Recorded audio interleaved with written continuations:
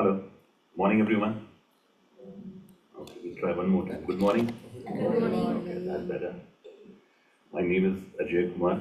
I'm the brother here at Brahma Kumaris. And today we have a very special topic which we'll be discussing amongst us as a team. I've been given the honor of being the MC for today's event. I'll give you a little bit of logistics to start with, then we'll do a deep dive into the topic and how we're going to be spending the next couple of hours together.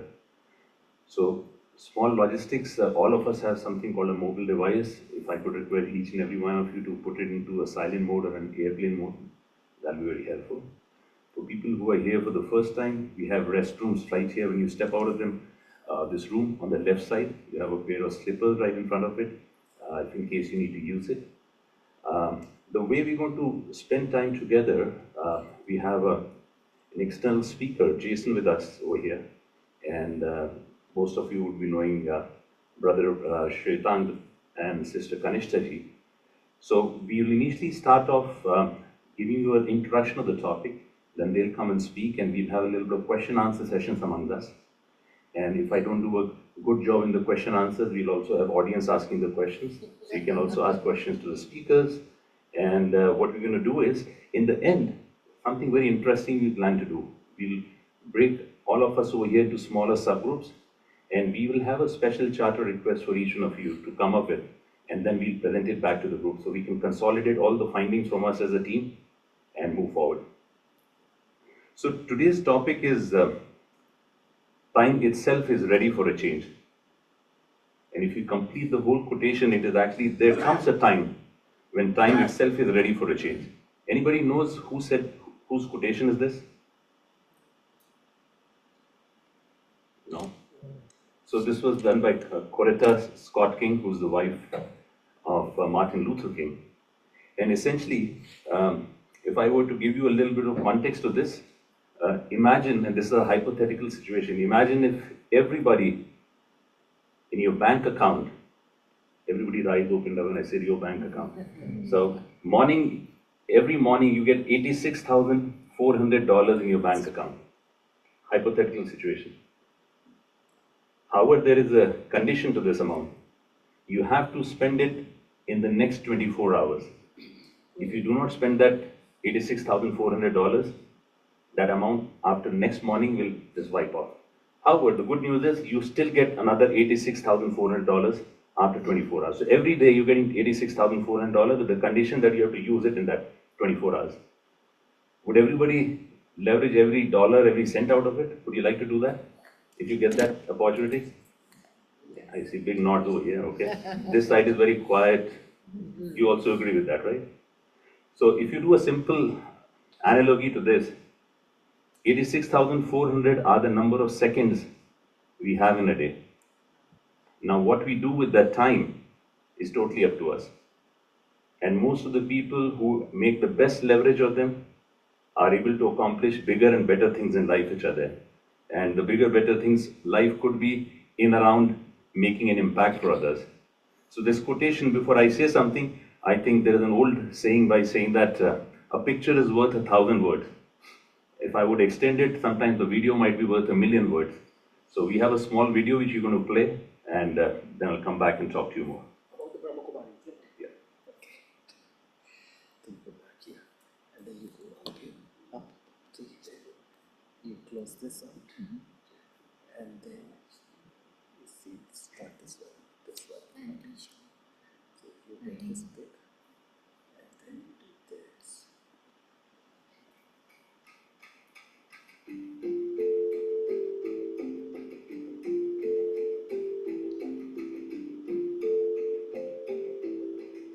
Nature holds great secrets within.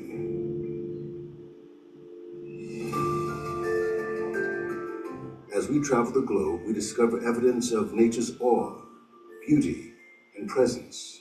So you take this here.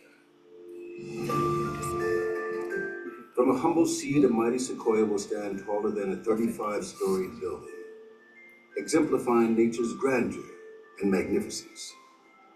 Such greatness is born out of a seed which weighs less than a gram.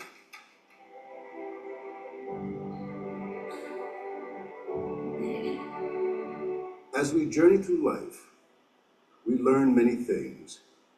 We are taught how to become engineers, accountants, and doctors. We even study the intricate details of how the heart circulates blood. But not much importance is given to teach us how to tap into our inner resources and handle the emotions of our heart. And there comes a moment in every individual's life when we realize that academic brilliance and accolades are not enough to manage life. And then we ask ourselves the right question. Who am I? What is my purpose on this earth? How can I cope with challenges? How can I change my life and my world? It was to answer these very questions and to complete the puzzle of life that the Brahma Kumaris World Spiritual Organization was founded. Like the sequoia tree, whose far-reaching presence stems from a tiny seed, the story of the Brahma Kumaris and its growth begins with a spiritual seed planted into the heart of one man, Dada Lekraj. He soon became known as Brahma Baba, and for him, that seed was experienced as a gift from the divine. A seed that he made a conscious effort to nourish and sustain. This led to the birth of an organization,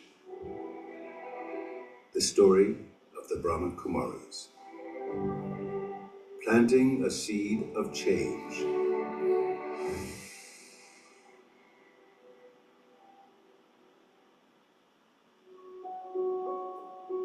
Brahma Kumaris in United States started service 40 plus years, and it was like a seed. But today it has grown all over United States. There are many centers, and we find that people are benefiting a lot. The Brahma Kumaris is a worldwide spiritual movement and the largest spiritual organization led by women. It is dedicated to personal transformation and committed to uplifting human consciousness globally. With spiritual teachings, meditation, and community service. The Brahma Kumaris was established in 1937 in pre-partitioned India. Today, more than 80 years later, it has grown with a presence in 110 countries, over 4,500 centers, and more than 1 million regular students.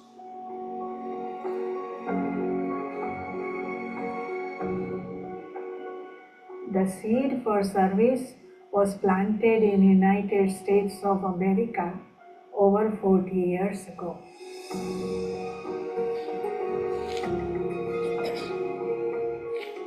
Myself and Sister Denise were in Canada, and during that time, the Brahma Kumaris were thinking about something that we called as a world service.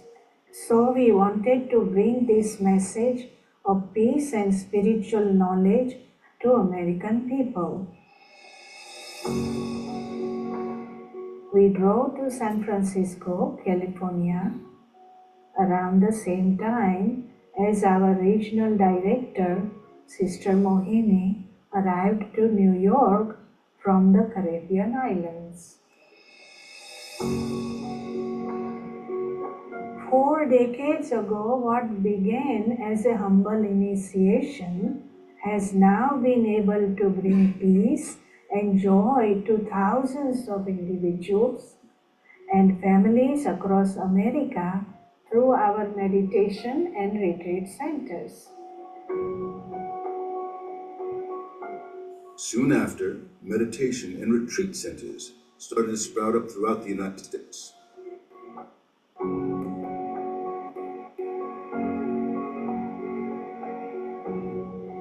This spiritual organization invites people from all walks of life to come and learn the art of Raj Yoga meditation free of cost.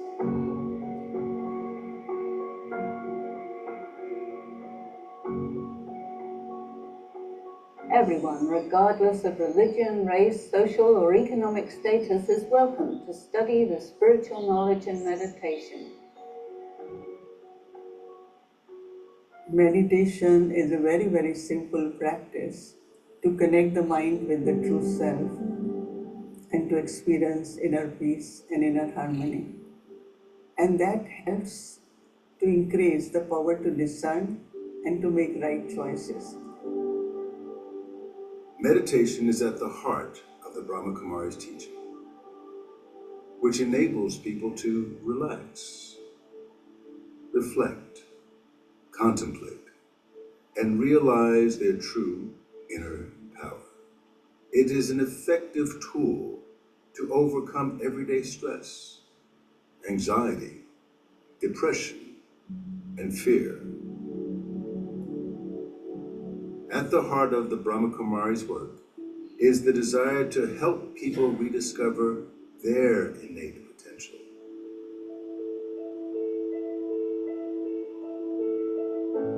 But over the years in the United States and around the world, the activities of the Brahma Kumaris spread even more, with new and strong branches in the form of international projects. The aim of these initiatives has been simple: to bring a shift in human consciousness for a better world.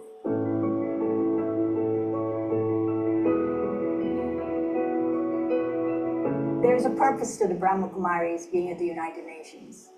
And the purpose is to reaffirm faith in the dignity and worth of the human being. So the way we do this is that we bring to the table, we integrate into the programs of the United Nations a spiritual trajectory of awareness, attitude, vision, action as a subtle dynamic to transformation. Brahma Kumaris international projects: Million Minutes of Peace, Global Cooperation for a Better World, Parliament of World Religions, Living Values Education, Images and Voices of Hope, Celebrating Human Greatness, Brahma Kumaris and the Youth, Spotlight Values, Om Cafe, 7 Billion Acts of Goodness, Peace in the Park Festivals,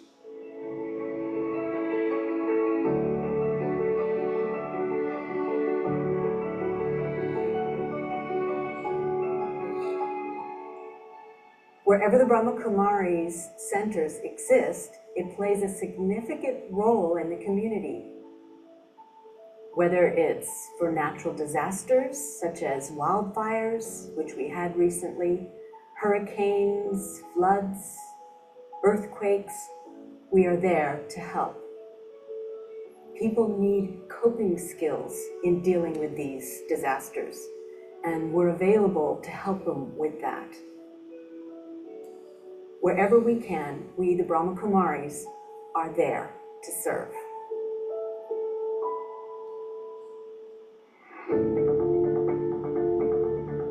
Now that the tree has grown, it can provide not only an inspiration for our inner strength, but also a canopy to protect our inner peace and personal fulfillment.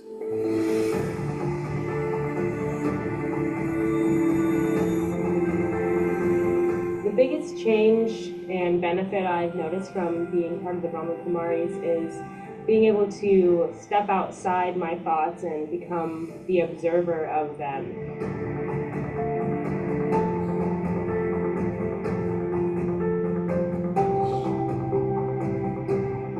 I like to come to the center because it's fun to play and I feel safe and happy when I'm there.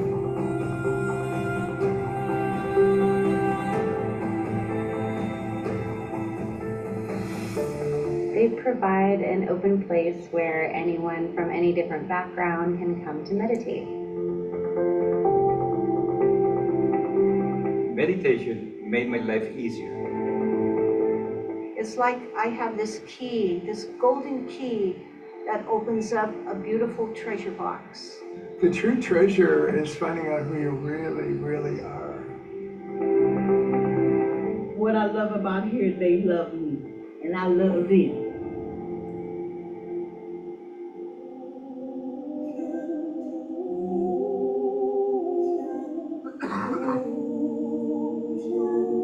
Maybe it's time for every one of us to plant in our hearts this precious spiritual seed and share it with humanity, so that we may all retrieve our lost inner paradise.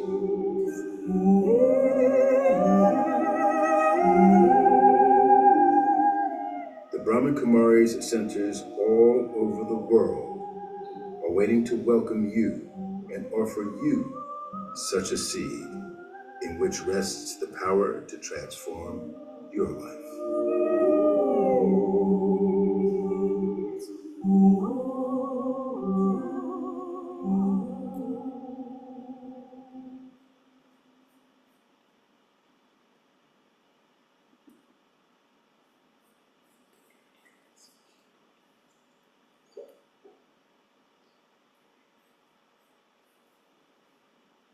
Thank you.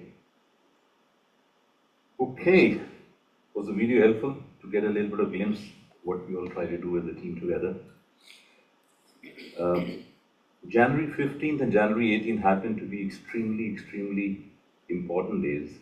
January 15th happens to be the birthday of Martin Luther King Jr. and January 18th was the day when our founder, Dada Lekraj, who we fondly call Brahma Baba, his soul left the mortal body. And we decided the team that's a perfect timing to bring the commonalities which both these leaders stood for and hold this session today. So once again, a very warm welcome to each and every one of you joining us over here. And timing, like I said, the theme of today is time itself is ready for a change. And what it typically imbibes is that we as souls are always running after time. Maybe time itself is trying to tell us, give us a message that this is a time for transformation and encouraging us that it may lead to us for our own internal transformation. And we'll discuss a little bit more about that. But without any further ado, I'd like to welcome, so most of us would be knowing Brother Shwetanji and Sister Kanishtaji, who happen to be doctors by profession, but have dedicated the last 25 years of their lives to helping, guiding souls like us on their spiritual journey and kind of internal transformation so that we can create a bigger impact and a positive impact to the world, which is there. I come from a corporate world, so in the corporate world there was a phrase, terminology which was coined back in 1970s, and it talked about a servant leadership. And the whole concept over there was that how can leaders act as servants to everybody in the organization?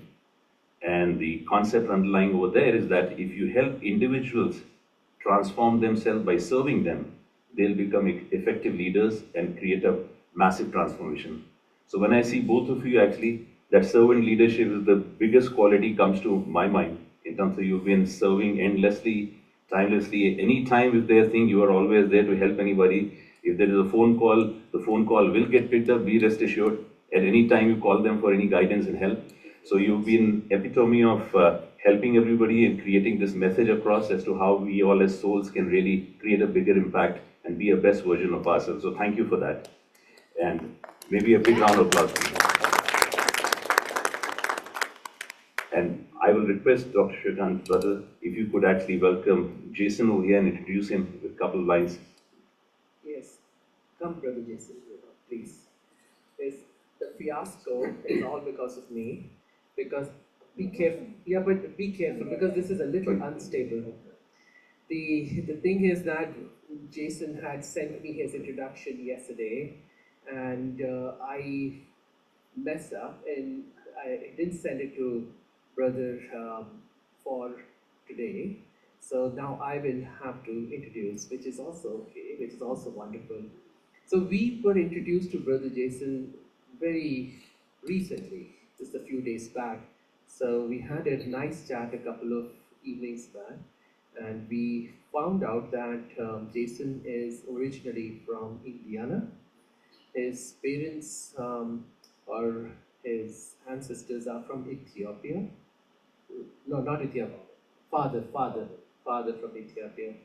And so he moved into this area a few years back, and he has founded a financial investment group called as Black Diamond, correct? And so he offers services professionally through that, but spiritually he has been religious and spiritual from a very long time, even before birth, because his parents were very religious and spiritual. And over the years, he tried being a Protestant Christianity, right? You were into Christianity. Then he even learned a little bit of Islam for a few years. And then currently he actually went to Egypt, actually physically went to Egypt, right? Oh, you were stopped, so you couldn't go. Okay. All right. So we will love to hear a little more of all of that. But he is practicing an ancient Egyptian spiritual practice, a spiritual form of meditation. And so, again, we will love to learn all of those things. So he has graciously accepted this invitation to come here today at such short notice to bring more flavor to this conversation that we will have, and he will specifically help us about the life story and the legacy that Martin Luther King left for all of us to learn from, to practice, and so on and so forth. So, yeah, I am so glad to see all of you. A very warm welcome again. I know Brother Ajay welcomed all of you. All right, so I'll give this back to you, Brother Ajay, to start Thank you. answering the questions. But before that, I think we have a video that we will play. All right. You're saving us from speaking the another million words, right? One more video. At a moment when 22 million Negroes of the United States are engaged in a creative battle to end the long night of racial injustice, our children crying out for brotherhood.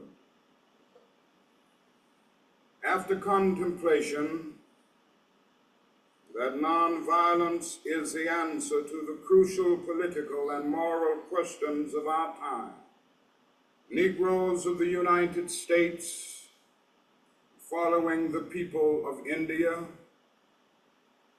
have demonstrated that nonviolence is not sterile passivity, but a powerful moral force. Sooner or later, all the peoples of the world will have to discover a way to live together in peace. Man must evolve for all human conflict a method which rejects revenge, aggression, and retaliation. The foundation of such a method is love.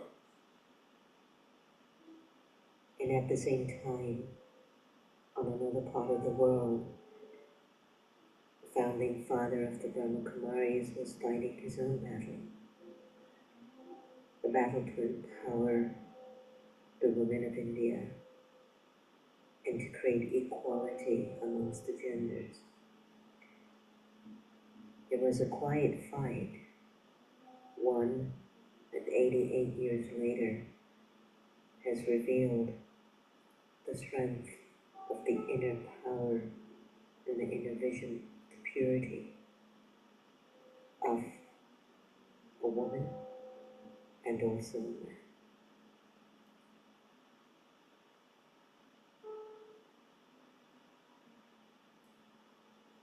On this day of Martin Luther King, our founding father, Brahma too, enjoyed as much as he did. And we wanted to honor two individuals who have risked their lives and sacrificed everything for ours to be easier, for ours to be a life of liberty and truth and freedom. I'm at the Martin Luther King Memorial in Washington, D.C., where just a few days before the inauguration of the new president and vice president, and boy, have we been through a lot. As we approach the National Day of Service, did you know that the greatest form of service is to have pure wishes, good feelings? It starts there. Can you imagine if we could solve all the aches in the world? Service isn't just about giving food, shelter, clothing. That's important too. But our good wishes and pure feelings, these thoughts, can change and impact humanity for a very long time. Let's take a look at some of my favorite quotes that I like from the Martin Luther King Memorial. Over here.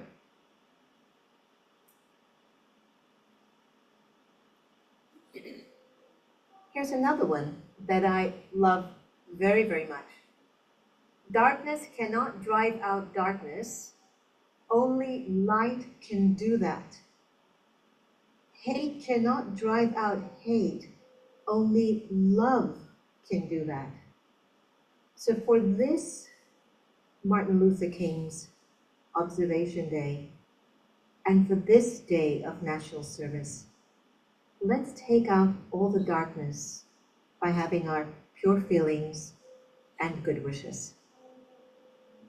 And with this, we invite you to continue to keep up with your good wishes and pure feelings, and to keep your light shining bright, so that we reach a point in life where hatred and violence and inequality will cease. All the best. We wish you well. And we wish for this day to be a day of continued service and love. Om Shanti.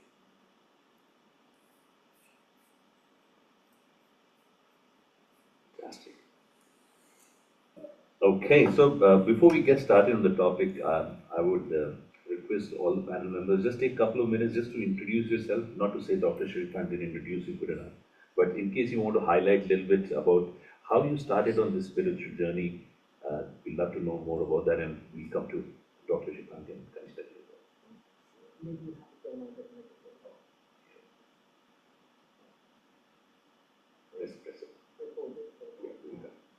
Hello, can you hear me? Yeah. Okay, wonderful.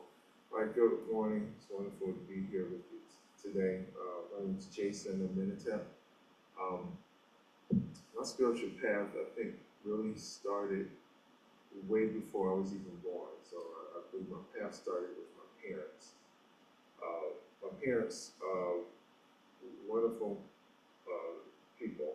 My mother was a CNA, was a certified nurse assistant, and everything else. I mean, at the other titles, she was everything, including that. My dad worked in the USS Steel Mill, and those professional roles were not just who they were. They also had very spiritual roles in the community. My father was 33 and a third Mason, Shriner Mason. My mother was part of the starters of the Sphinx. So those are just spiritual groups. You can look them up. But their spirituality was the founding, really, of my life. And so before I was even born, I was kind of brought into church, and it was a group already waiting for me in church. So I grew up in a Protestant Christian church. Later on, when I went to college, I found that my questions about things were not really acceptable, and so I found a lot of answers in Islam. I studied Islam. But then, ironically, the same thing happened. I was told not to ask any questions, and so I kind of got led into a place where I felt there was no questions being asked, and that was in the ancient community spiritual system. That's what I studied out. Similar So that's kind of my short version of my spiritual walk.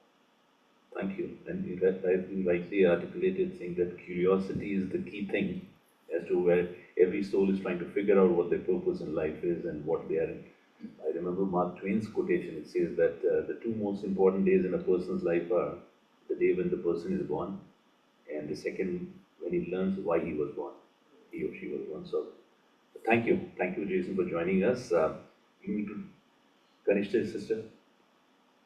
How did you get started on this spiritual journey? Om Shanti. So before I start, before I tell all of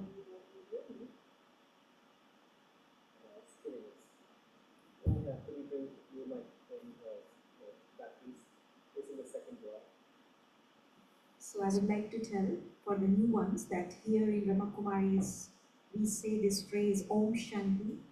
Om means I am and Shanti means peace. So when we are saying Om Shanti, so Om Shanti means I am peace. So let's together, all of us together, we all can say this phrase. We experience the peace within. Om Shanti.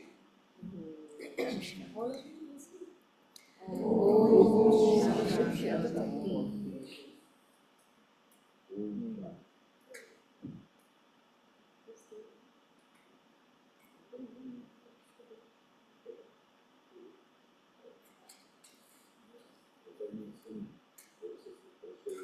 Shanti is not about only inner self peace, it's about how you come to peace with everything in the ecosystem together. Yeah, but peace starts from within. That's the message that we learned from this. In Brahma Kumaris, we learned that we are peaceful beings and peace does not exist outside, but it resides within all of us. So, coming back to the question, my spiritual journey started when I was in my medical school back in India in the year 2000. And actually, we both came together. Both of us started this spiritual journey together at that time. But we were looking for different things. He was looking for something else that he will tell, and I was looking for something else that I will tell. So I was looking for more focus in my studies, and also because I was going through a lot related to my health and many health issues, so I was looking for healing. And so I was able to get not only that, but a lot more than what I was looking for.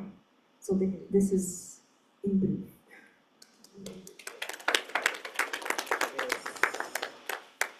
So yeah, together we stumbled upon the Brahma Kumaris. We were in the last year of the medical school, which is called as internship back in India. And so for me, I was searching for some more meaningful questions, meaningful answers, pardon me, to what life really is. I remember when I was a small child, we lived in a place in India where there was a small hill. On top of the hill, there was a temple, so I would frequently climb up to the top of the hill, and from there, I would look down and look at the house that I had and where we lived, and I would try to compare it to the nail of my thumb. I said, it's so small, and I would think that if things are so small, it's all perspective, right? From when we are down there, everything seems so big, and up there, everything seems so small.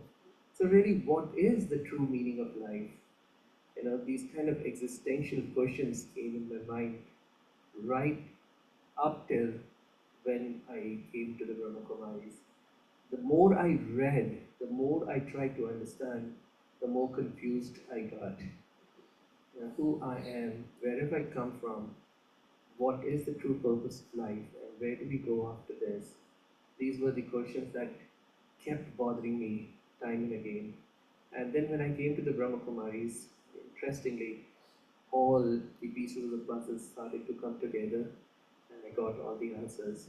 And from that time onwards, that moment onwards, we have both of us have never looked back. We have only grown in these past 25 years of our association with the Brahma Kumaris. Yes, Jay. Thank you, thank you. So for us, we started there, but the journey took us to America. We were students for many years, but then when we came to US, just like Sister Chandru in that video was talking about the fact that there was this desire to bring this message to the people of America. So when we came to the US, initially we too were confused. We didn't really understand the culture. For a little bit it takes time, right?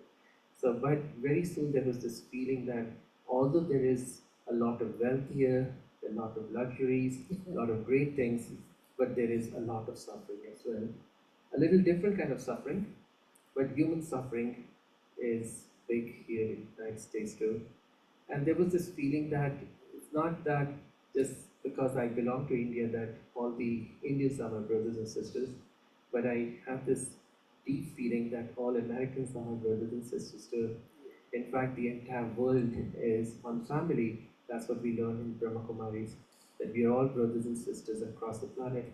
So we both together actually had this feeling that we have to somehow serve the people here. We have to somehow bring peace to their lives, somehow bring enlightenment in their hearts, somehow connect them to God. And that's how the journey started in the US.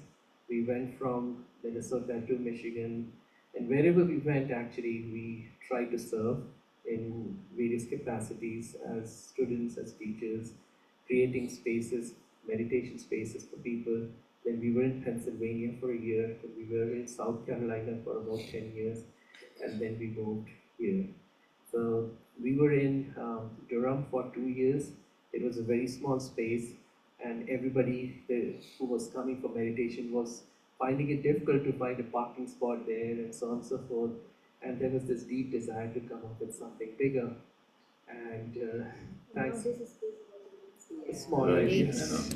Yes, thank you, yes, It's yes. a good problem to have, Good actually. problem to have. And so this space, thanks to God, thanks to the universe, thanks to the good wishes of all of you, was created, and with each one's, again, continued hard work, dedication, and good wishes, it has only grown over the past 1 year. So in fact, this is actually the first anniversary as January, we started January. So January is special month for us. yes, it's a special month.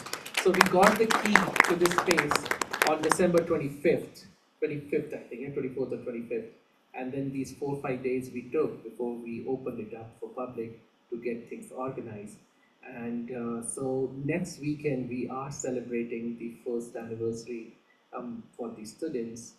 We didn't make it into a public event, but in a way, unofficially, in a way, we didn't announce this. Right. But today, on this occasion, when we are celebrating the legacy of Father Brahma, Brahma Baba, and of Martin Luther King, in a way, we are also celebrating the first anniversary of this space. So thank you very much for coming. Awesome, awesome. Okay, so we used to have a concept during our school days, concept of doing press writing. You remember, think that you read a kind of a story which is there, and then can you summarize it in one page, right? So if I were to request all the panelists over here from you, we'll start with you, Jason. Martin Luther King. What comes top of your mind in terms of when you think of Martin Luther King, what he stood for, what challenges he went through, and then we'll come back and talk about Brahma Baba as well. So we can start with you. Whatever comes to your mind in terms of. Well, well, the very first thing I think of is a quote that's one of my favorites of Martin Luther King is injustice anywhere is a threat to justice everywhere. So that Yeah, let's repeat that. That's so That's a profound. very deep. Injustice anywhere is a threat to justice Everywhere. That encompasses Martin Luther King's first thing like that. That is his grounding. His grounding was, most people know about the acts, the bus boycotts, but his essential grounding is really spiritual. everything that moved Martin Luther King was very spiritual. So that is the very first thing I think about Martin Luther King, because his whole purpose was to bring love and justice everywhere. And one of the things I wanted to just touch on with you is that Martin Luther King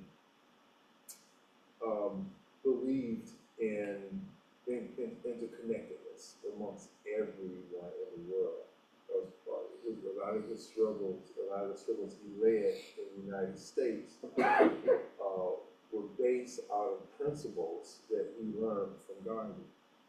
So while he went to Morehouse, he went to seminary school, seminary school. He also studied at University of Pennsylvania and got his doctorate from Boston. So he, just that fact, he went all around.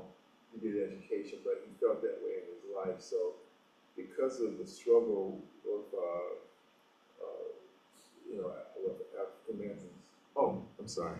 Thank you. I'm sorry.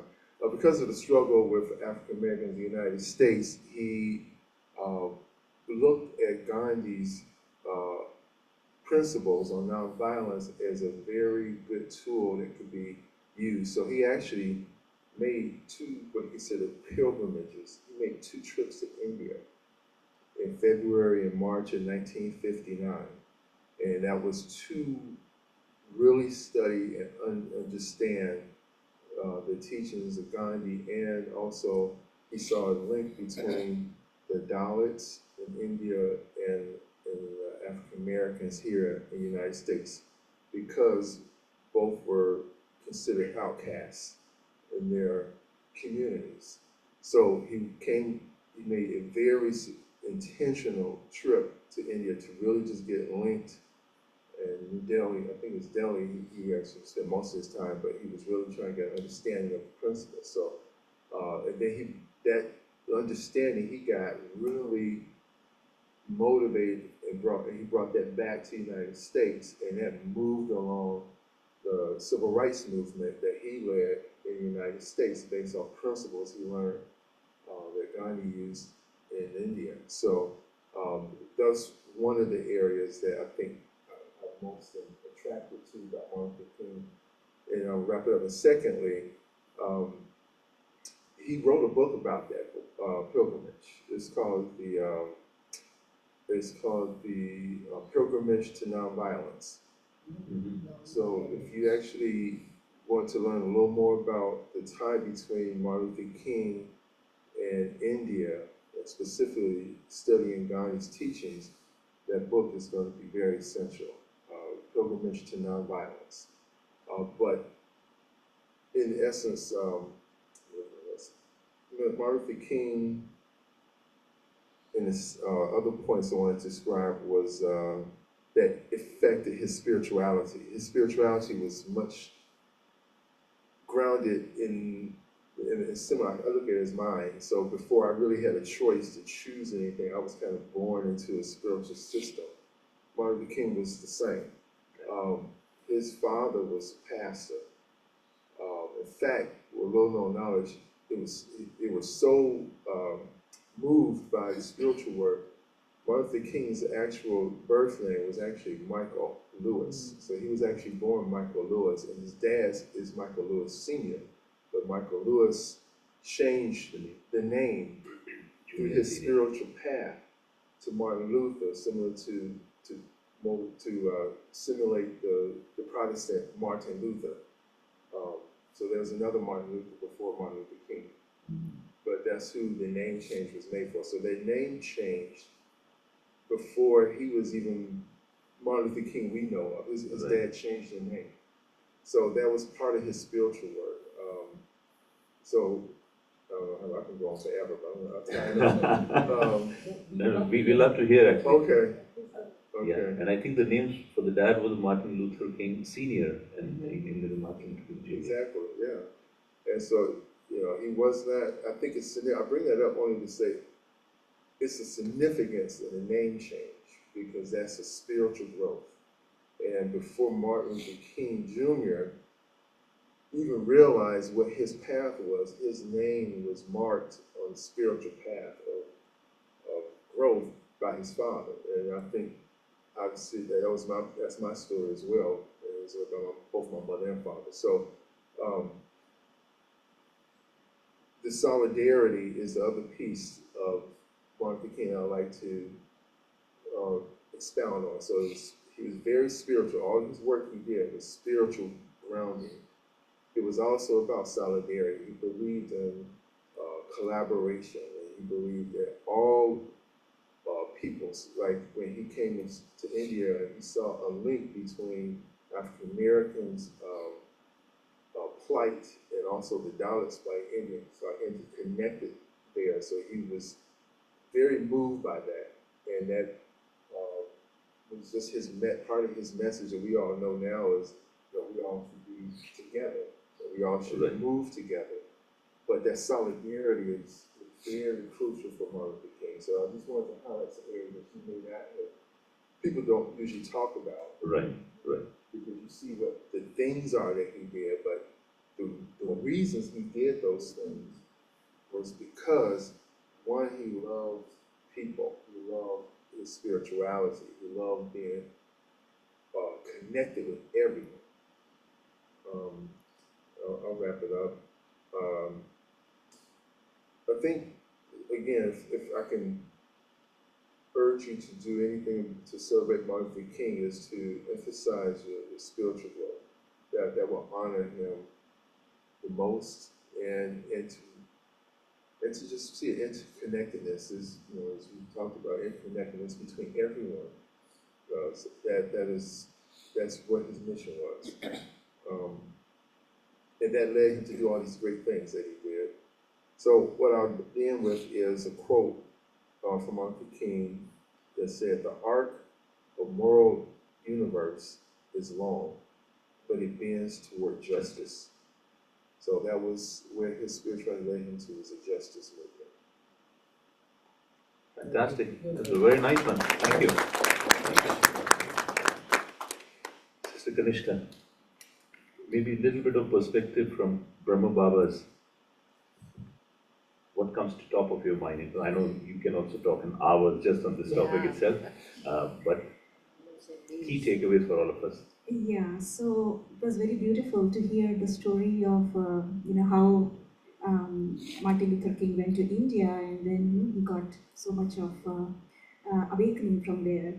So I was thinking about the similarities between Brahma Baba and Martin Luther King, and one thought that came to me was actually the names were very similar in the sense that there is king, the word king comes, and the original name of Brahma Baba was Lake Raj, and Raj means also king.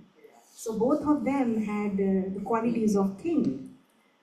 They were both courageous, very powerful, and very determined, and have love for people, love for humanity. So all those qualities were similar for both of them, and both of them were great leaders. And actually I came up with, I think someone can open this up, with the chart. And this morning I was thinking about this word leader, and a few thoughts came to me about what are. So L stands for love, and both of them had love for, like I said, love for humanity, love for people. So L stands for love. And the practices, I would like to tell a few things about the practices that Brahma Baba himself did. And that also I connected with the same acronym, leader. L stands for light. So he would always see light in everyone, including himself. He would not see the color of skin, the name of the person, the gender, the nationality, the race, nothing. But he would only see the light. Light within himself and light in everyone else. So that was, so Brahma Kumaris, that is the foundation of the teachings of Brahma Kumaris, that we don't consider anyone as a human being, not the human, but the being part, that is the light, the soul. And E stands for egolessness. And both Martin Luther King and Brahma Baba, both of them were very humble, had no ego, and because of that, they were great leaders. So Brahma Baba, he practiced whatever he would learn, he would actually practically demonstrate it. So he was an embodiment of experience. He would experience the qualities that are there in the being, the soul, and by being an example, he would teach everyone. Not he would just talk about the qualities, but by being humble, by being loving, by being compassionate, he would be a true example.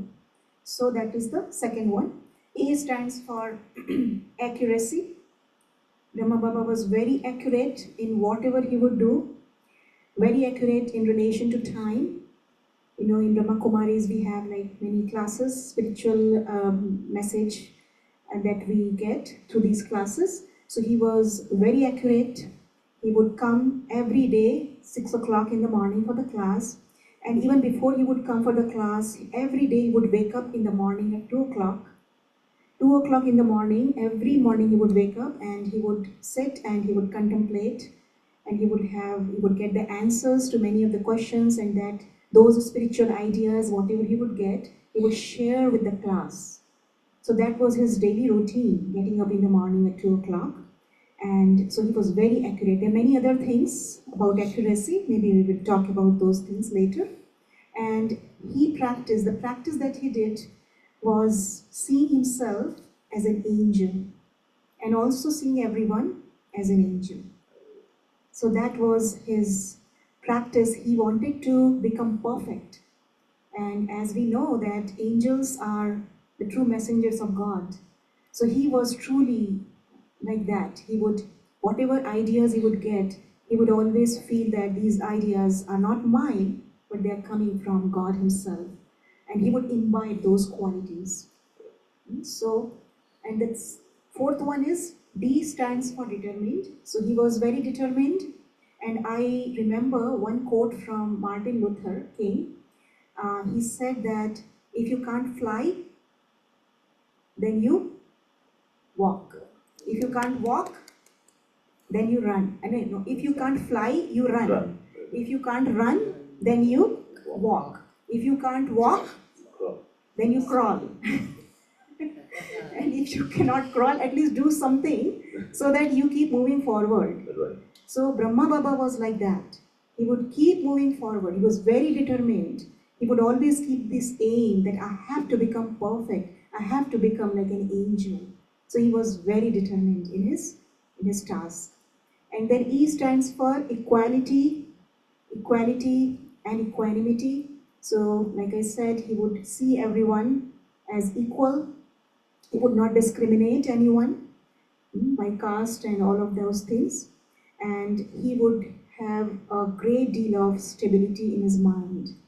So that was the practice that he would do. He was able to maintain that equanimity because his practice was he would always be enlightened with the spiritual knowledge. Whatever he would see around him, he would see, not just see through these physical eyes, but he would use his third eye, that is the third eye of understanding. He would use that to relate the things of the outside world. So he was truly an enlightened person. And then R stands for resilience. So there's so many challenges that came to Brahma Baba, but he would never shake. He would always maintain his inner stability because one of the practices, a very important practice that he would do was that he was in remembrance of God. He would always feel that I'm not alone, but God is with me. And that is why, he would never have any kind of fear. He would always have lots and lots of stability in his mind. So these are a few things about Brahma. Very nice. Thank you. Thank you for that. Actually, two things caught my attention over here. One was a saying from Martin Luther King. And he says that either we can all live together as brothers or decide to perish as fools. He talks about being equality all across, bringing everybody together, no discrimination, like we talked about Brahma Baba's perspective. Look at everybody, no discrimination at all. And second, you're talking about the embodiment of experience in terms of uh, people, parents who have kids, they know that the kids learn more by watching their parents, not by listening to them. So if their parents are following whatever they're telling their kids, they will more likelihood to follow them.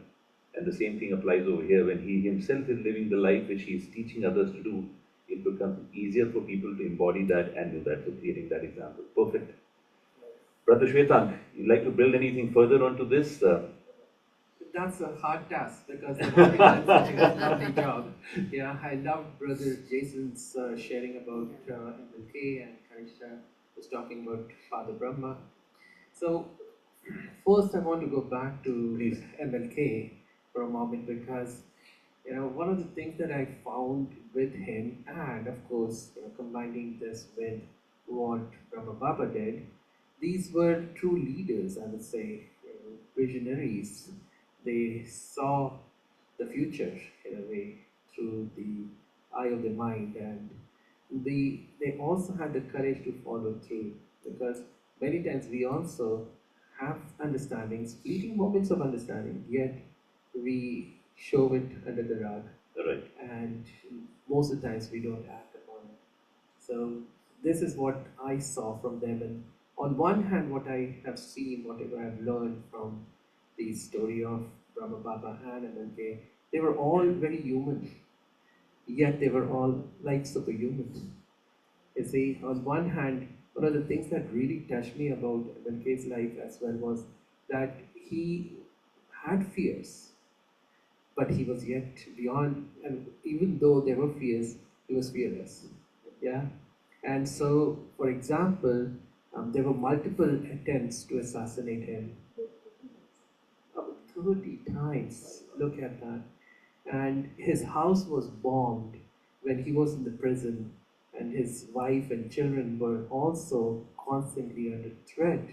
So think of it for a moment that 30 times, I didn't know this number, thank you. See, this is why these conversations are so wonderful that we learn out of these.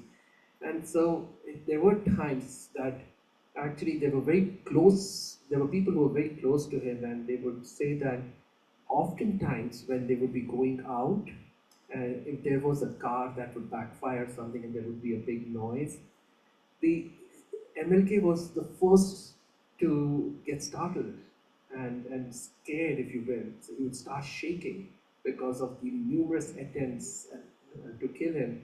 Yet, every day, he chose to get out of his house and talk to people and serve the people and give his speeches and be ready to go to the jail over and over again and all for justice.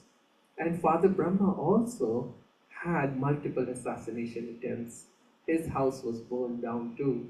They tried to kill him twice actually, one with a sword and one with a gun. And despite all of that, he was fearless too. He also stood for justice, but his justice was of a totally different level. That's what I learned, and that's what I got very touched when I understood that true equality among all people on this planet. That's not just about race, not just about gender, not just about nationality, but we all come from different walks of life, different cultures, different thought processes, we have different upbringing, but in a way we are all souls. We are all children of God, we are all brothers and sisters. So across the planet we are all equal, and that's the thought, that's the feeling that he held in his heart throughout his life, to the last day of his life. And also what I am very touched by the fact that he had this understanding that the true injustice doesn't really come from outside. It is from inside. In fact, when we become subservient to our own mind, that's when, we in fact imprison ourselves in our own minds. We are not able to grow, and that's the biggest injustice that we do to ourselves. And so his biggest endeavor was to free people from the cages of their own minds. Yes, and so that's what Brahma Kumaris teaches across the world through the simple practice of Raj Yoga meditation that we practice on a regular basis, that how we can understand who we truly are, our true identity, that we are souls, we are points of light, we are beings, we are energy that animates this body of ours, that has no gender and actually no name either. The body has a name, the soul doesn't have any. Body has a gender, the soul doesn't have any gender. The body has a religion that it practices, not the soul. The soul has no religion. The soul has no nationality. The soul has nothing that we would think that identifies us in the world out here. So to free ourselves from all these different identities is the biggest service we can do for ourselves. But as we educate people, as we help people understand that and to give them that realization of who they truly are, that's the best service we can do. Because you see, the more we are stuck in what we call as body consciousness, that is, in the identification of the body and therefore the various identities that we have acquired over time, the more we limit ourselves. We have infinite capacity, we have unlimited potential that we can harness. We have connection to the highest source of energy that we can create as we identify ourselves with the truth, the original form, the original religion, if you will, of the soul, that is of peace, of love, of happiness, of kindness, of compassion, of respect. So all of those beautiful things are who we truly are. And as we de-identify ourselves from those limited identities or labels that we've acquired over time, and as we identify ourselves with the truth, we become liberated. Liberated from all sorrow, all suffering, all pain, all aches. What an amazing service that is. And so think of it, if each individual on this planet has been freed from the cage of their own minds, freed from the bondages of these limited labels, then each human being on this planet will become peaceful and happy. And what will that create? A peaceful and happy world. And yeah, that's the desire of the Brahma Kumaris. That's the goal of the Brahma Kumaris, to create a better place, a happy place, a peaceful place, a lovely place for all of us to live in. And so what Father Brahma stood for was the motto that has become the motto for the Brahma Kumaris, that when we change, the world changes. So his constant endeavor was that we need to change ourselves. We have to become leaders for others, but leaders will always have to embody these values. So he always worked on his values, he always worked on himself, and that's what he has inspired through these many years till today, that we do, the practice that we do is to work on ourselves. We want to fix ourselves. When we change ourselves, the world will change. Om Shanti. Om Shanti. Thank you, Brother Shwetank. And Jason, just to prove a point, what I've learned from Brother Shwetank and Sister Kanishka, as an example, we talked about body consciousness, and we talked about egolessness.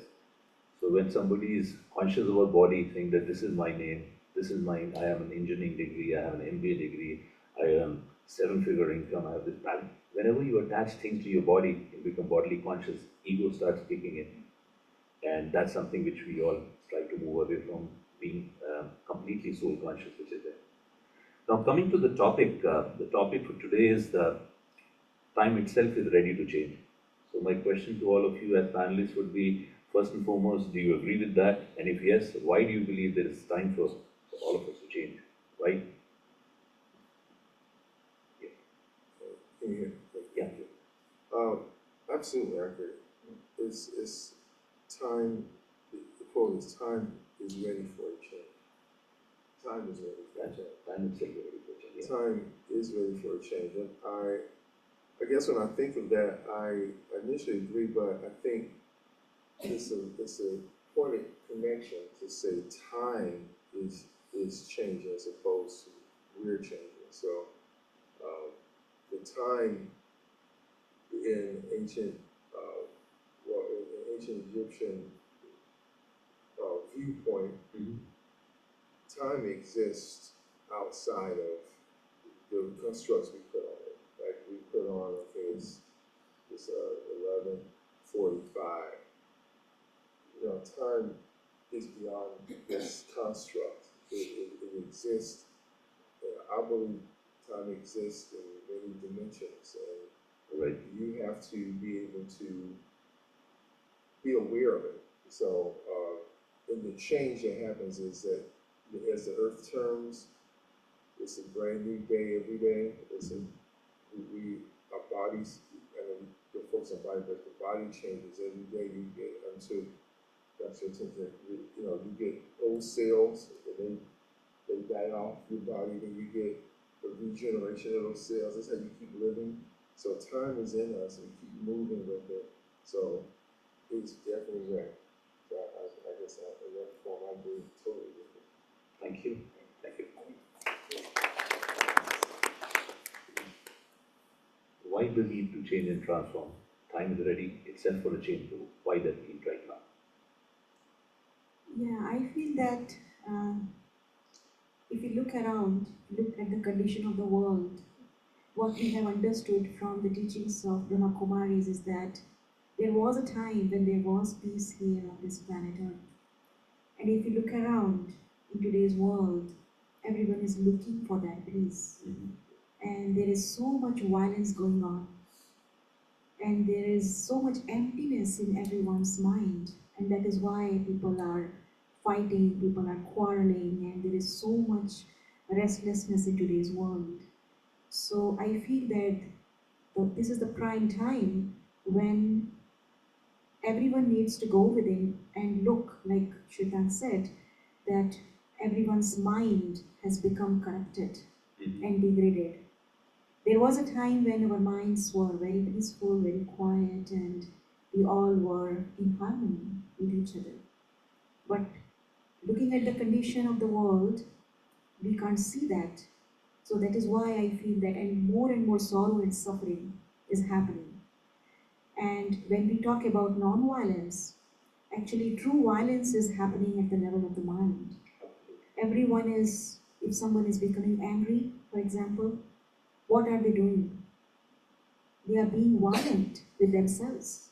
So all these vices, lust, greed, attachment, anger, ego, that we see in today's world, there is so much violence is happening. So I feel that that is why there is a need to make definite change in everyone's life. Everyone has to go within and see what they can do to transform themselves so that we can again go back to the same original original qualities. We can again experience the same original qualities that we all are yearning for. Everyone is yearning for peace, right? There is no one in the world who says that I want anger in my life, right? Everyone wants peace, right? So that is why this is the time. Thank you. I know I put you on a hot spot by saying, can you add further to this? But from a flavor, from a timing which is there, like she was talking about, Sister Kanishta elaborated that this is a perfect timing because everybody is looking to get rid of those 6 vices. Anything which comes top of your mind from when time is calling out, that time itself is ready, because we are talking of the time itself calling out, that time itself wants to change. If you could build on that. True. Yeah, but I'll start off by echoing what Kanishta was saying, that this is really the time, and we need to understand that at some point we were peaceful and now we are at the extreme peaceless state. And so time is also not able to see this. Time is like a mommy, and time can't see us suffering. And so this is the time when time is calling out. This is a clarion call to each one of us to bring about the transformation that is needed in us. And and what transformation that we need to do is we continue to run after so many things in the world, more wealth, more name, more fame, but that's putting us into a much worse state every day is continued suffering in the heart, in the souls of the of people in general. So how can we stop doing what we're doing? I'm reminded of what Albert Einstein said is the definition of insanity, and doing the same thing over and over again, expecting different results. That's what we are doing at this time. And yes, I agree with Kanisha that true injustice, true suffering is this eternal suffering. Then if you think of it, when we hold grudges, see, is there anyone here who doesn't hold grudges? Or is there anyone here who holds grudges? You all are free from holding grudges, right? You never think about the past. You never brood about the past. Yeah? Yeah. But when we do, how painful that is. So are we being just to ourselves? Are we being fair to ourselves by holding grudges? You know, one very senior yogi once said that thinking too much is like eating too much. And when you eat too much, you feel uncomfortable, right? Yeah, your tummy gets upset. So similarly, when you think too much, then you feel uncomfortable inside. It's a bad state. And that's what we do to ourselves. Many times we know that we shouldn't hold grudges, we shouldn't, hold on to things of the past, but yet we feel compelled to do that. It feels very difficult to let go of all of those things. So just learning the art that we learn through Raj Yoga, learning the art of letting go of these things, learning the art of being fair with the mind, being kind with the mind, or kind to the mind, kind to yourself, being loving, being compassionate. Because you see, whatever energy we create, that's the energy we envelop ourselves with too. You see, so if I'm creating negative energy, in a way, I'll be creating an aura of negative energy around myself. And that's the energy that I will draw in every time I take a breath. And so, am I being fair to myself there? So forget about justice to other people. Am I being just to myself? So if I'm creating energy of kindness and compassion, that's what I envelop myself in. And that's the energy I'll spread across the world, and all my brothers and sisters will feel that positive energy and they will be served as well. And I think that's what time is asking us to do and to be. And not just, many times we listen to these things, we think about these things, but I feel time really wants us to do something now. Do something now. Yes, and do you feel motivated to do something now? Or will you go back from here and go back to the same state now? So, promise, right? You'll do something. And so that's why we have lined up the Raj Yoga meditation course for all of you to learn. And we'll give you the dates when we are starting the course. The course is free, and we'll tell you about it at the end. That you too can learn Raj Yoga, you too can learn meditation and become peaceful beings. Om Shanti. Om Shanti. Thank you.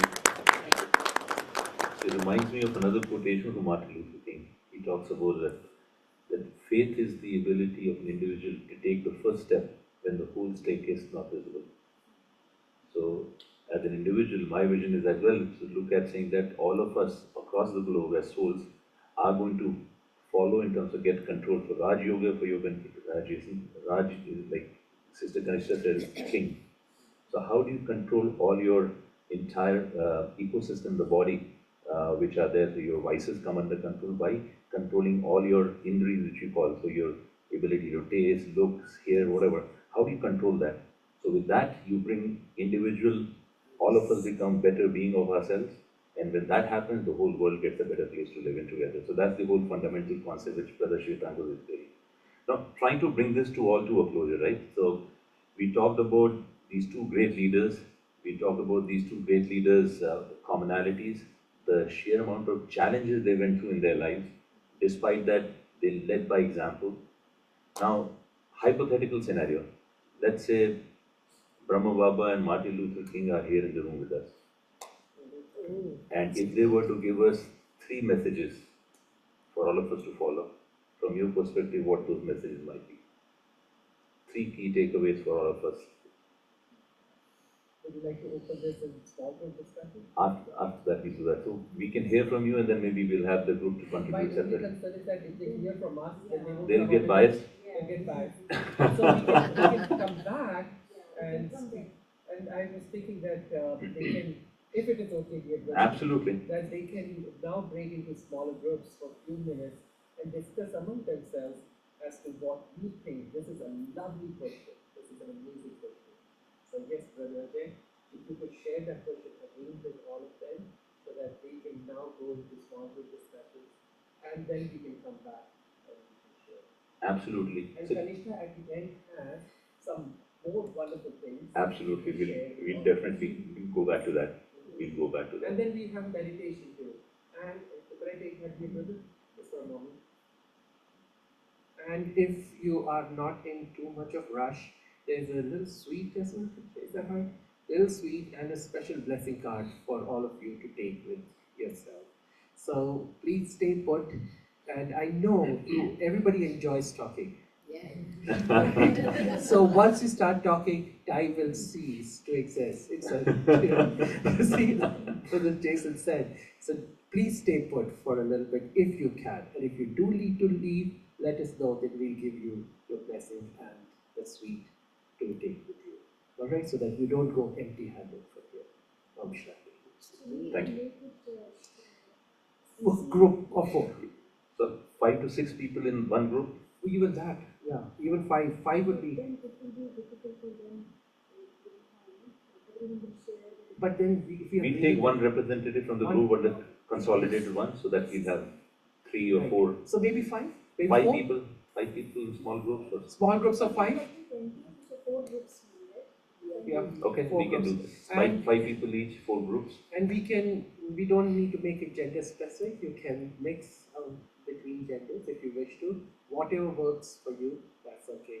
You can Those family members can go in different groups. if you wish to, or if you want to stay in your own family. If you want your individual voice to be heard, I'm just kidding. Alright, so you can rearrange your chairs if you wish to, and then get into a group discussion. So, Brother Ajay, would you like to say that question again? Sure. The question is, if Brahma Baba, Martin Luther King were here in the room with us, what 3 things they'd like us to follow? What do you as a group believe and agree onto that? And we'll come back, take those inputs back from you, we'll collate it here amongst us as a team, and then follow it through. So, please, thank you. Okay, all the groups ready, right? The subgroups ready with their findings. So, I think it's a good idea we go across and take one person from each group to talk about what findings the subgroup has. So, based off the discussion we had in our group about if Dr. Martin Luther King was and Brahma Baba were here in the room today, what is something that they would, this is our version of what is something that they would probably say, put it down in about 3 points as a group towards. First one is probably talk about unity in diversity, unified. Second point about love all, serve all, towards community. And the third one towards empowering others. So we all have a power inside of us that we must use it to empower others to create strength in numbers. So those are 3 points that came up there, but possibly that we would say if we were going to. Thank you. Can you repeat briefly? Unity in diversity was one. What was the second one? Unity in diversity, love all, serve all. Love all, serve all. Unity in diversity. So that's it. Love all, serve all.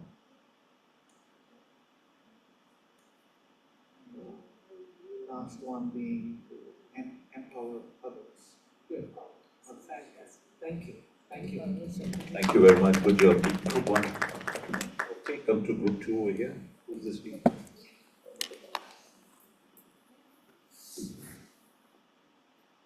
Shanti. My name is Sridhar and I am a regular student of Kumaris.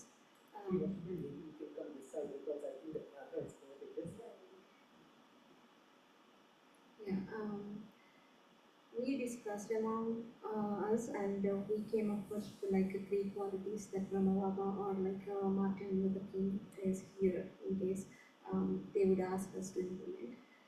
The first one is love, like peace, like connect spiritually, make the self as a good being to spread the love, peace, and bring the non-violence in the community. Maybe that is the one of the things that they wanted us to do. And the next thing is like justice. So first one was love, right? Yes. First one was love. And With love, like we have to bring like peace, non-violence. Peace, non-violence, and happiness. Bring the like self-transformation.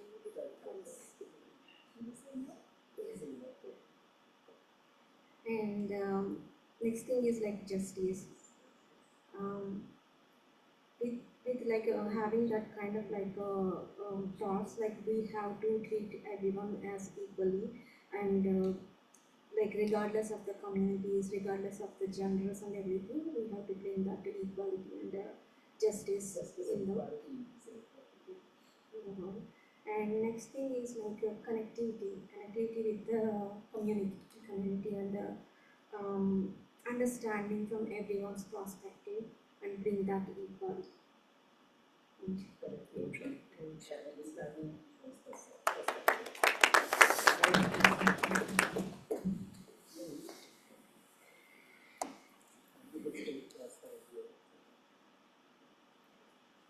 Om Shanti. As we talk about Brahma Baba and Buddha, so the 3 things the brothers had to explain. The first thing I feel they said the sacrifice. Sacrifice your life for the world to change the world in a better place. That's what he did, the sacrifice. The second is determination. So he has the determination of, and he practiced as well the determination that what he's going to do it for the world. Same as Brahma Baba wants peace and love and light to the whole world, so does the Martin as well. And the third is action with the focus. So he had a focus, what the achievement he will get with his goals, what he wanted for the world to be a better place. Om Shanti.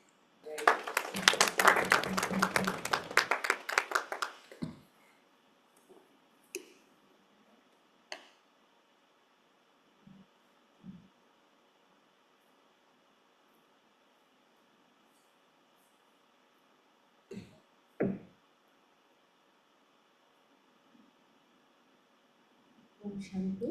Myself is Sunita, and I just joined from Kumaris recently, and I'm enjoying this. And coming to the topic, like if Martin Luther King and Brahma would be here, and what they have wanted us to think, implement 3 things, but we came up with 4 things anyway. We heard that. So it is for it first, like the topic is the time itself is calling us to change. So that comes with a determined thought, to have strong determination to take the first step towards the self, and that will also help us to take that step towards the community. So that's the determination. Then it is justice for others. As for myself, like all panel discuss about like how we need to bring the justice and non-violence to the mind first. Then only we can truly serve ourselves and others. So that's what. So for that, brave, courageous, and fearlessness. Love for yourself and others.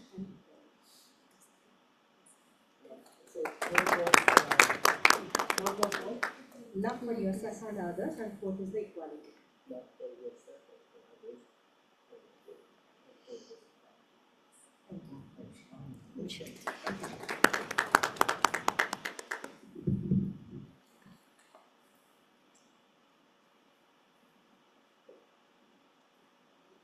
So on a lighter note, Sister Kanishta didn't have confidence on my handwriting. She told me, no, don't write.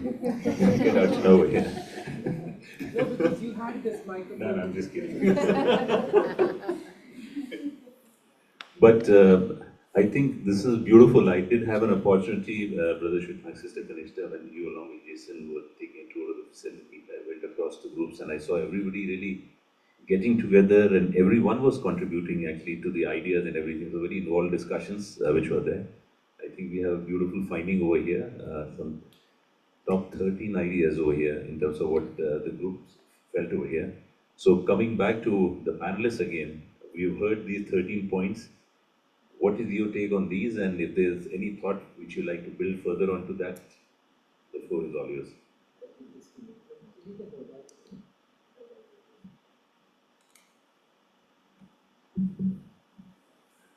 I think these are all great.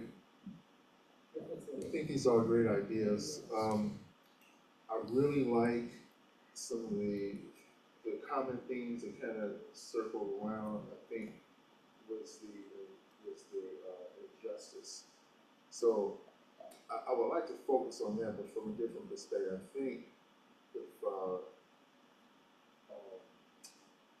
both leaders were here today, they would focus on injustice, but from a point I would say of being brave, because injustice encompasses bravery.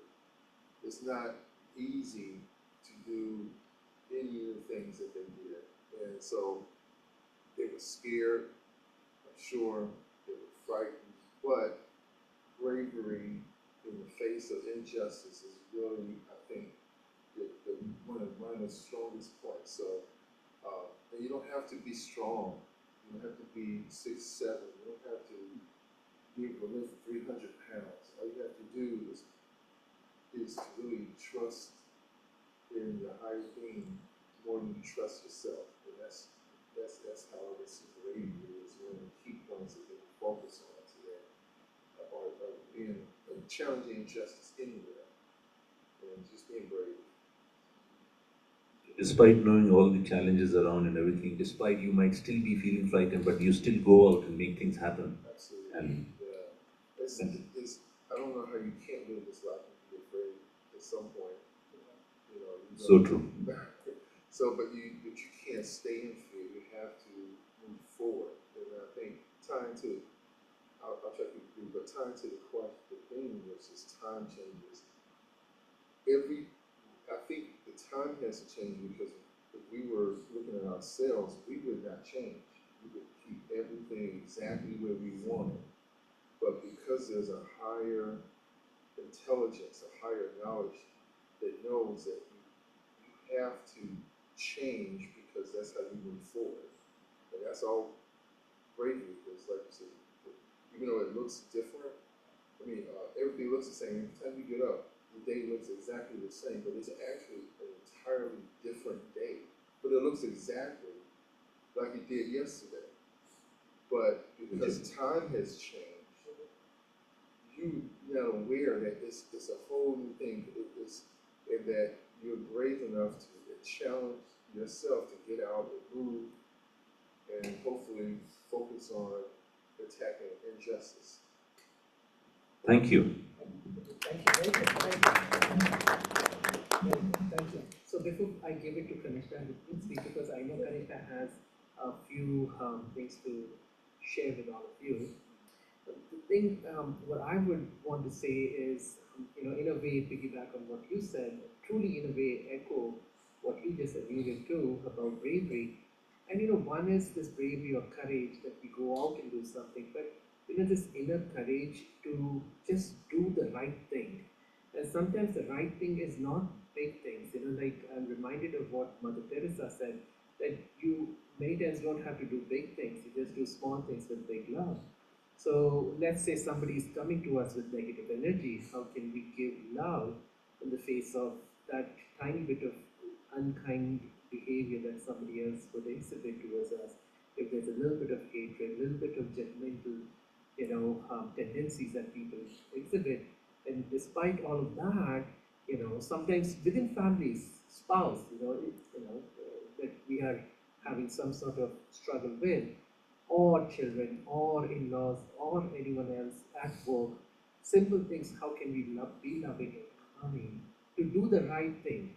And that right thing is really, that's what I feel, and that's what these leaders would embody. And especially Brahma Baba always said that how, despite however anyone is behaving with us, how can still we be kind and loving and compassionate and respectful and show generosity of spirit. Okay, so that's what I feel that is the need of the moment. And also, you see, what we are learning now through Raj Yoga is that it is not just that we wait for time to change. And you said beautifully that time is changing anyways every day, although we know it or not, time is slipping by. But in a way, what Raj Yoga teaches us that we have to change even before time changes. You see, so you see, one is dinosaurs who couldn't change despite changing of the time, so they perished. The other is changing with time, and the third is changing before time. That you become the primary source of change for the world. That even time follows you. That's what I feel is the need of the moment, to change even before time changes. Om Shanti. And now I'm going to give this to Kanisha. Yeah, I would like to add some few things about courage, because both of you talked about courage. So I feel that yes, of course, courage is very important, but even more important than that is that the courage will come only when we connect with our inner lights, because that is the source of courage and also the supreme light. So here in Brahma Kumaris, we say that when we take one step of courage, then we get thousandfold help from God. And that's both, what we talked about, the faith in God. yeah, so we talked about that also. And both Martin Luther King and Brahma Baba, both they believed in God. They had a lot of faith in God. And because of that, I feel that the courage that was coming to them was because they took a little bit of courage, so they got thousandfold help from God. So that was very important, to have courage, to have faith, and to be very light. So to stay connected with your inner light, be light, connect with that light, and see everyone as light. And then spread light. And then spread light. Yeah, exactly. So there are some specialities of Brahma Baba that are in alphabetical order that came to me in the morning today. So I thought of sharing with all of you the specialities that Brahma Baba used to become perfect, and we say that he has not yet left. Actually, he is with us in the form of an angel. So these are the qualities that he used to become perfect angel. A stands for accuracy and also appreciation. He would appreciate everyone's quality. He would never look at anyone's weaknesses. This was a very important quality of Brahma Baba. And second is benevolent. He would always think about how to benefit others. And C stands for courageous. B, he was very determined. And also he had a great power of discernment. I think we have to add that also. He had great discernment power. He knew exactly what is true, what is not true, what is real, what is artificial. And because of his quality, he was able to progress very fast. And F stands for faith in God and also focus. G, he was always giving, always giving. And H stands for being very honest.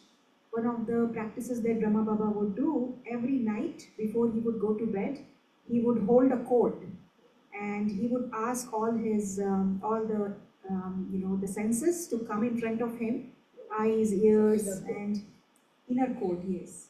Eyes, ears, and tongue, speech, all the senses and even the mind. And then he would ask every sense, what did you do throughout the day? And then, this is how he would keep checking, because change will come only when we do thorough checking. So he was a good, examiner. He would check himself and then change. So he was very honest and also humble. He was, I stands for inspirational. He was an inspiring figure for everyone. He was very joyful. There were so many challenges that came to him, but still, he was very happy all the time. He was very kind. K stands for being kind. He was very loving. Everyone felt loved. The moment they would come in front of Brahma Baba, they would feel love flowing towards them. And he was very merciful, very compassionate. And N stands for nobility and also novelty. He would come up with something new, new way to serve others. Newness is very important, right? Newness helps us to, become more and more serviceable. Otherwise, if you do the same thing over and over, mind likes to have variety. So he would come up with some new way of serving people. And then O for optimistic, always positive, always see goodness in everything. And P for patience, he was very patient with everyone and everything, whatever was happening. And Q stands for being question-free. So many scenes of drama came in front of him, but he would never question why this is happening to me. But he would always be solution-oriented, not problem-focused, that why this problem has come to me. So he was question-free in that sense. And then R stands for being resilient.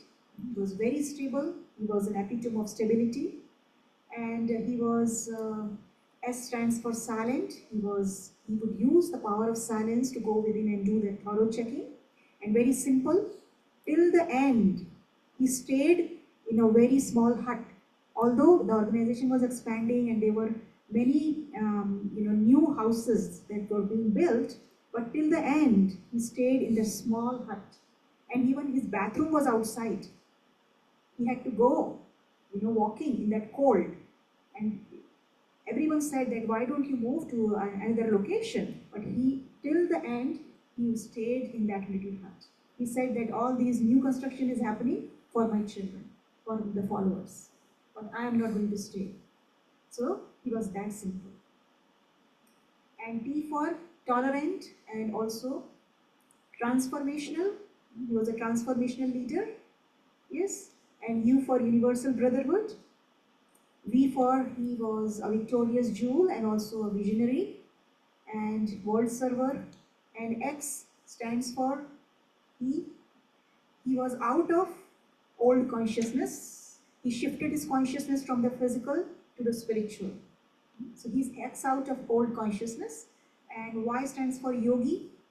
He was he was not just yogi but a Raj yogi actually, because he was able to have control over all his senses, physical senses. Not just Raja Yogi, but also Karma Yogi. So Karma Yogi is another word that we use in Brahma Kumaris. Means when you are performing actions, at that time also, you are in this awareness that you are a soul, a light, and also you are connected with the Supreme Light. So whatever actions you do, you bring lightness in those actions. That's being Karma Yogi. So he was a Karma Yogi. He would bring lightness in every action. And also, Z stands for zero. So he always believed that whatever belongs to me, nothing belongs to me actually. I am zero. Everything belongs to God. So he lived like a trustee. So that is why he was always liked. So he surrendered everything in a second. When he got this awakening, everything, because we are talking about time. So in 1 second he got the awakening and he surrendered his mind, his wealth, his body to serve humanity. So nothing belonged to him. That was his motto. Sure. Om Shanti. Okay. I can do some meditation now to end this, right? Yes. So we can proceed with the meditation. We all can sit there. The two places that you music for all of us. So, Sister, do you think we can manage that? I can get them to got leave or something? No? That's yes, maybe. One second. Maybe. It's past 12:30, but you all enjoyed, right? So just few minutes of meditation we all will do together, just to honor these two big personalities. And whatever you all came up with the message from the two personalities. In this meditation, we can all see ourselves becoming those qualities.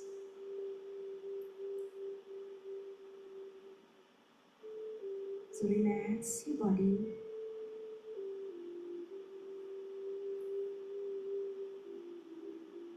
Keeping your back straight, your feet on the floor. And as your body relaxes, and gently draw your attention inwards.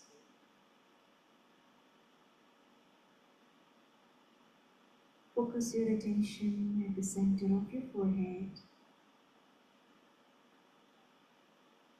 and become aware of the inner light.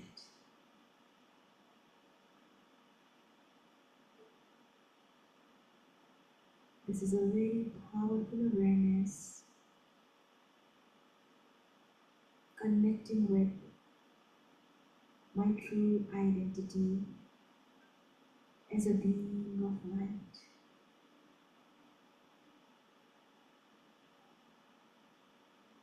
The time has come to make this true connection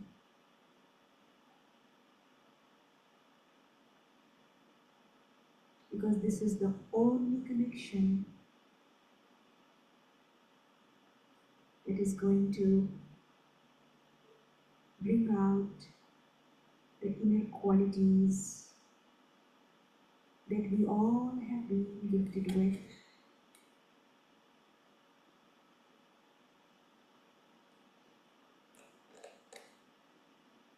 The soul is the source of all the qualities. Love, peace, courage, faith, humility.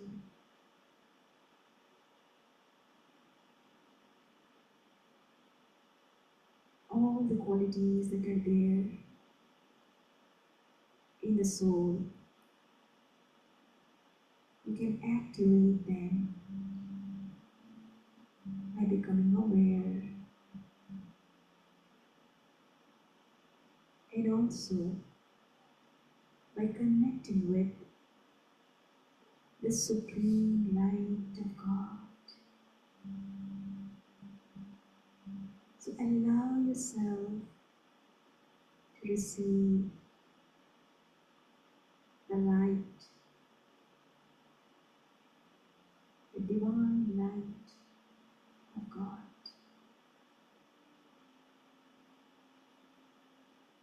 Who is the ocean of peace, ocean of love,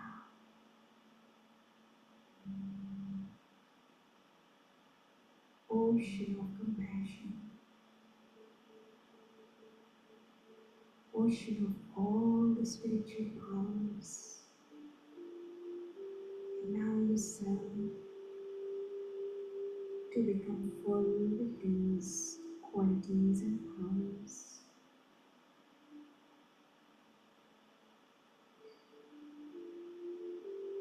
And as you become full, see yourself sharing these qualities as you interact with the outside world, spreading the light of peace, the light of love, the light of harmony.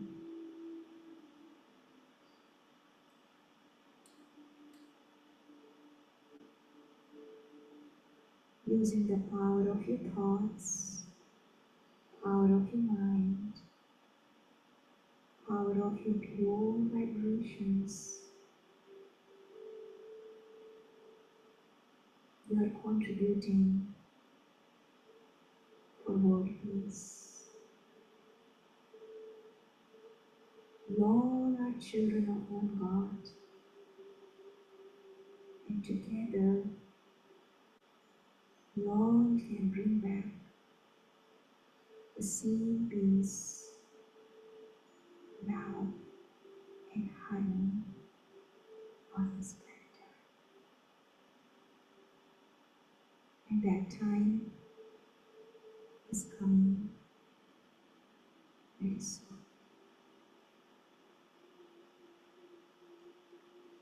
Oh,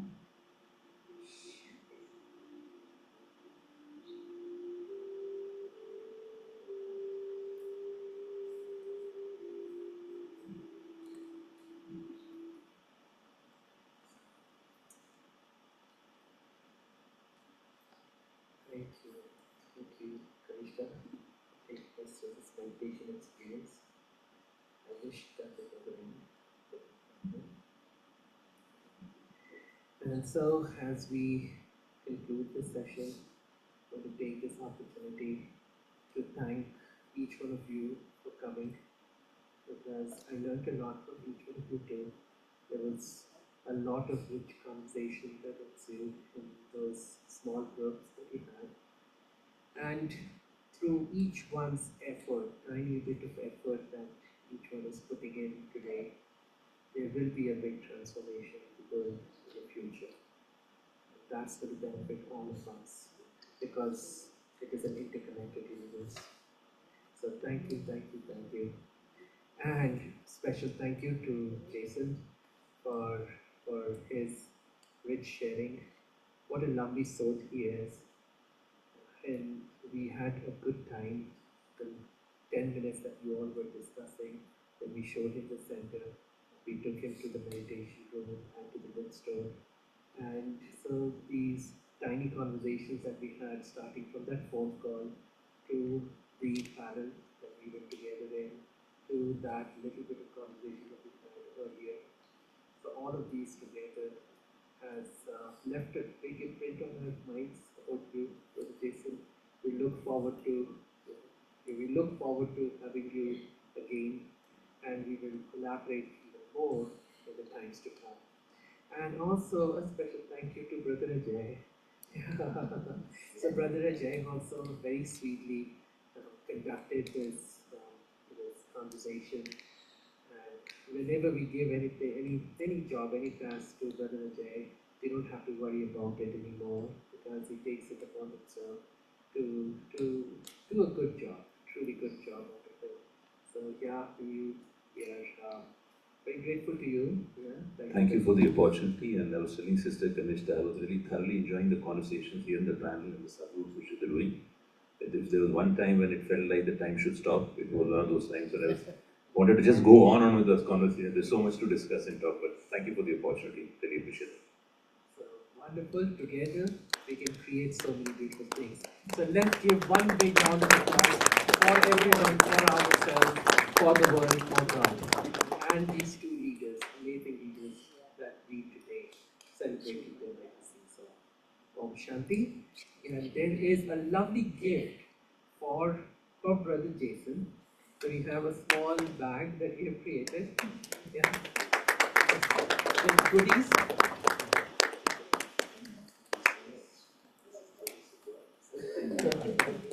And you totally deserve it. Yes. Thank you. Thank you. So you live in Raleigh, right? Oh yeah, it's almost the last street in Raleigh. So not too far, like 30 minutes, 35 minutes? 30 minutes, yeah. So I'm about 2 miles, so close, I can tell you that it's 2 miles from Roseville. Roseville, okay. Yeah, I'm not even sure where Roseville is. Yeah, But if you know, if you drive through it, you might miss it. Is that true? Okay.